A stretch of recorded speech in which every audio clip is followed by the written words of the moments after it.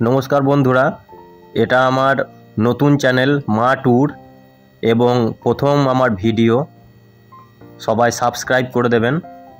তো প্রথম দিন আমরা যাচ্ছিলাম বাবা লোকনাথের জন্মস্থান কচুয়াধাম। তো বর্ধমান স্টেশনে সকাল সকাল হাজির হয়ে গিয়ে আমরা ট্রেনে উঠে পড়েছি। আমি, আমার মিসেস আর শ্বশুরমশাই, আমরা তিনজন মিলে কচুয়াধামের উদ্দেশ্যে রওনা দিলাম। সঙ্গে তো সোনামা আছেই। প্রথমে আমরা বর্ধমান স্টেশন থেকে ট্রেন ধরে আমরা যাব ডানকুনি। বর্ধমান স্টেশনে ট্রেনে চেপে পড়েছি।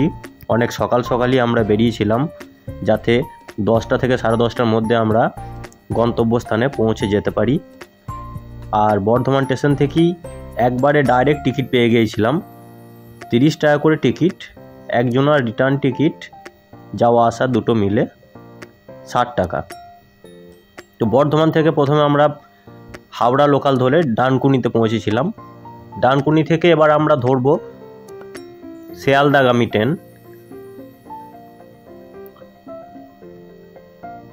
শিয়ালদাগামী ট্রেন ধরে আমরা নামব দমদম। আমাদেরকে দুবার ট্রেন পাল্টাতে হয়েছিল। দমদম থেকে চলে এসেছিলাম আমরা কাংড়া মির্জানগর, যেটা বাবা লোকনাথ ধামে যাওয়ার স্টেশন কাঁকড়া মির্জানগর। কাঁকড়া মির্জানগর থেকে টোটো বা ভটভটি ভ্যান পাওয়া যায়, সেখান থেকে 10 টাকা ভাড়া দিয়ে আমরা পৌঁছে গিয়েছিলাম সেই লোকনাথ বাবার জন্মস্থান কচুয়াধাম। বাবা লোকনাথের জন্মস্থান, যেখানে তিনি জন্মগ্রহণ করেছিলেন, তার ছেলেবেলা কেটেছিল। আর চারিদিকটা ছিল খুব সুন্দর আম বাগান, কাঁঠাল বাগান দিয়ে ঘেরা। তো দেখতে পাচ্ছ তোমরা, এটাই হচ্ছে মন্দিরের মেন গেট। বাবা লোকনাথের পূর্ণতীর্থ জন্মস্থান কচুয়াধাম। এখানেও মন্দিরের আশেপাশেও প্রচুর আম গাছ ছিল এবং বড় বড় আমও ধরেছিল, খুব লোভ লাগছিল। আমরা পৌঁছে গিয়েছি, তোমরা দেখতে পাচ্ছ শ্রী শ্রী লোকনাথ বাবার পবিত্র জন্মস্থান পূর্ণতীর্থ কচুয়াধাম। ঠিক টাইমেই আমরা পৌঁছে গিয়েছিলাম। আর রামনারায়ণ ঘোষাল ও কমলা দেবীর চতুর্থ সন্তান ছিলেন বাবা লোকনাথ। এই যে দুধ পুকুর, এই দুধ পুকুরে স্নান করি বাবা লোকনাথ ব্রহ্মচর্য ধর্ম পালনের জন্য বেরিয়ে গিয়েছিলেন। তো এর পাশেই দুধ পুকুর, সেই দুধ পুকুর থেকে আমরা জল নিয়ে বাবা লোকনাথের এখানে পূর্ণাঙ্গ মূর্তি প্রতিস্থাপন করা আছে, সেখানে আমরা স্নান করালাম।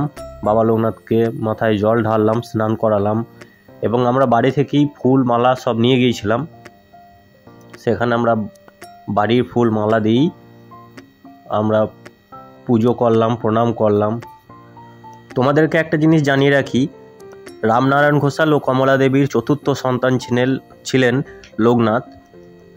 তো রামনারায়ণ বাবার, লোকনাথের বাবার ইচ্ছা ছিল তার বংশের কেউ একজন সন্ন্যাস ধর্ম বা ব্রহ্মচর্য গ্রহণ করুক, তাতে তাদের পরিবারের সবাই উদ্ধার হবে বা শ্রীকৃষ্ণের চরণ পাবে। তো তার ইচ্ছা মতো প্রথম 3টে সন্তানকে মা কমলা দেবীর অনিচ্ছায় তিনি সন্ন্যাস ধর্ম গ্রহণে পাঠাতে রাজি ছিলেন না, কিন্তু চতুর্থ সন্তানের বেলায় মা কমলা দেবী ইচ্ছা প্রকাশ করেন এবং সেই চতুর্থ সন্তানই ছিলেন বাবা লোকনাথ। তিনি সন্ন্যাস ধর্ম গ্রহণের জন্যে বেরিয়ে গিয়েছিলেন। এরপর পূজা হলো, পূজা শুরু হয়েছিল। পুজোর পর আরতি হবে, আমরা অপেক্ষা করছিলাম। এখানে দেখতে পাচ্ছ সকাল 8টা থেকে 12:30 অবধি মন্দির খোলা থাকে, তার মধ্যেই পূজা অর্চনা হয় এবং আরতিও হয়। আর সুন্দর পরিবেশটা ছিল, খুব সুন্দর মনোরম পরিবেশ, শীতল পরিবেশ, চারিদিকে গাছপালা দিয়ে ঘেরা। আসতে মনই হচ্ছিল না, এত সুন্দর একটা জায়গা, একদম ফাঁকা জায়গার মধ্যে। আর নিস্তব্ধ নিরিবিলি, কোথাও ঝামেলা ঝঞ্ঝাট অশান্তি চিৎকার চেঁচামেচি কিচ্ছু ছিল না। মন্দির প্রাঙ্গণটাও অনেক বড়, সবাই সেখানে বসে পুজো দিয়ে খাওয়া দাওয়া করতে পারে, বাইরে থেকে কিছু জিনিসপত্র নিয়ে গিয়েও খাওয়া দাওয়া করতে পারে। আর ওখানে অনেক স্টল আছে, খাবার দোকানও আছে, সেখানেও খেতে পারে। আর এখানে ডোনেশন অফিস বা ভোগ নেওয়ার কুপনের অফিস, এখানে 60 টাকা করে আমাদের কুপন নিয়েছিল।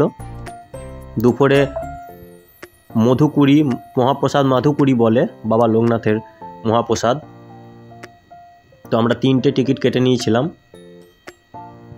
দুপুর 12:30টার পর মন্দির বন্ধ হয়ে যাবে পুজোর পর, আরতির পর। তারপরে প্রসাদ গ্রহণ করার জন্য হল আছে, সেখানে সুন্দর ব্যবস্থা আছে, সবাইকে একসাথে বসিয়ে প্রসাদ বিতরণ করা হয়।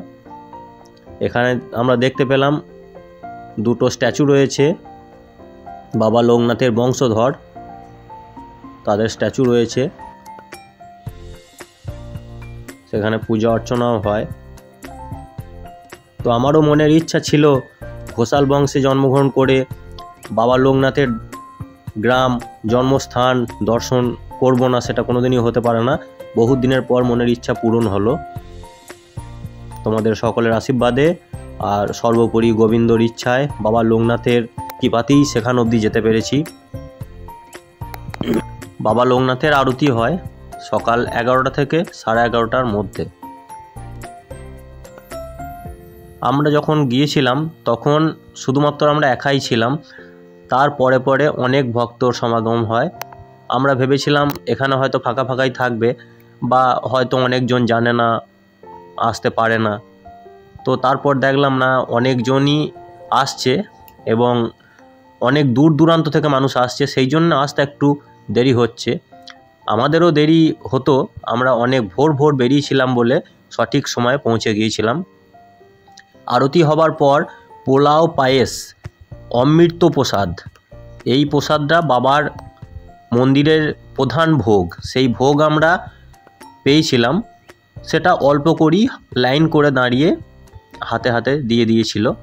তারপর যে কুপন কেটে নিয়েছিলাম আমরা, সেই কুপনের জন্য, সেই কুপন নিয়ে আমরা এই ঘরে দুপুরের প্রসাদ গ্রহণের জন্য এই ঘরে এসেছিলাম।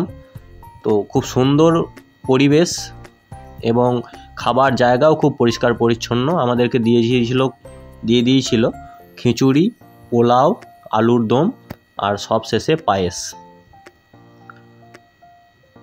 তো এখান থেকে আমরা বেরিয়ে যাব। তার আগে এখানে প্রাচীন মন্দির একটা ছিল, লোকনাথ মন্দিরের এখন যে মন্দিরগুলো সংস্কার করা হয়েছে তার পাশেই একটা ছোট্ট মন্দির ছিল, পুরনো মন্দির।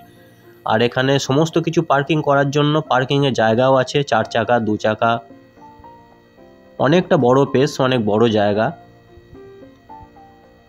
আর এই মন্দিরের পাশেই ছিল প্রাইমারি স্কুল। খুব সুন্দর মনোরম পরিবেশে চারিদিকটা ঘেরা গাছপালা দিয়ে। আর মন্দির প্রাঙ্গণটাও অনেকটা বড়। আর দূর থেকে আমরা দেখার চেষ্টা করলাম, ভক্তদের থাকার জন্য একটা বড় বাড়ি নির্মাণ হচ্ছে, ওখানে বাইরে থেকে যারা পুণ্যার্থী আসে তাদের থাকার ব্যবস্থা হবে। এখনও সম্পূর্ণ হয়ে ওঠেনি, কাজ চলছে। এরপরে আমরা গিয়েছিলাম লোকনাথের গুরুদেব ভগবান গাঙ্গুলির জন্মভিটায়। ভগবান গাঙ্গুলির জন্মভিটায় লোকনাথ মন্দিরের পাশেই। এখন সেই রকম বিশেষভাবে কিছু নেই। লোকনাথ মন্দির থেকে একটু দূরেই ভগবান গাঙ্গুলির, যিনি ছিলেন বাবা লোকনাথের গুরুদেব এবং তার সঙ্গেই 11 বছর বয়সে বেরিয়ে চলে গিয়েছিলেন।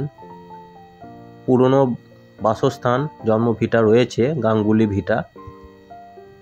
ভেতরেও কেউ সেরকমভাবে বসবাস করে না, বা বংশধরও কেউ নেই, একটা তক্তপোষ পাড়া রয়েছে। আর বাড়িটা দেখছো খুব জঙ্গলে পরিপূর্ণ, বিভিন্ন রকমের গাছ রয়েছে, ঘরটাতে তালাও লাগানো রয়েছে। কেউ থাকে না বলেই মনে হলো, নিরিবিলি পরিবেশ। তো এরপর আমরা চলে গিয়েছিলাম বাবা লোকনাথের বাল্যবন্ধু বেণীমাধব বন্দ্যোপাধ্যায়ের বাড়ি, জন্মভিটা। সেটাও ঠিক ভগবান গাঙ্গুলি জন্মভিটার কিছুটা দূরেই। বাল্যবন্ধু ছিল বেণীমাধব। বেণীমাধবের নাম আমরা অনেকেই শুনেছি। এই স্থানটি ছিল বেণীমাধব বন্দ্যোপাধ্যায়ের জন্মভিটা। মাটির বাড়ি, বাঁশের বেড়া দিয়ে ঘেরা, ওপরে টিনের ছাউনি। এটাও চলে গিয়েছে বাবা লোকনাথ ট্রাস্ট বোর্ডের হাতে। প্রতিদিন নিত্য পুজো হয়। সামনে ছিল একটা ছোট্ট কালী মন্দির, এখানে কালী পুজোর সময় কালী পুজো হয়। তবে চারিদিকটা এত গাছপালা দিয়ে ঘেরা, এত নিরিবিলি শান্ত পরিবেশ, এরকম আজ পর্যন্ত আমি কোথাও দেখিনি। আসতে মনই হচ্ছিল না। পরে যদি সম্ভব হয়ে ওঠে আবার একবার যাব। এরপর ছিল বাড়ি ফেরার পালা। তো এটা আমার প্রথম ভিডিও ছিল। সবাই লাইক সাবস্ক্রাইব করে দিও এবং ভিডিওটা কেমন লাগলো সবাই জানিও। পাশে থেকো, সঙ্গে থেকো, সবাই ভালো থেকো। আবার দেখা হচ্ছে একটা নতুন ভিডিওয়।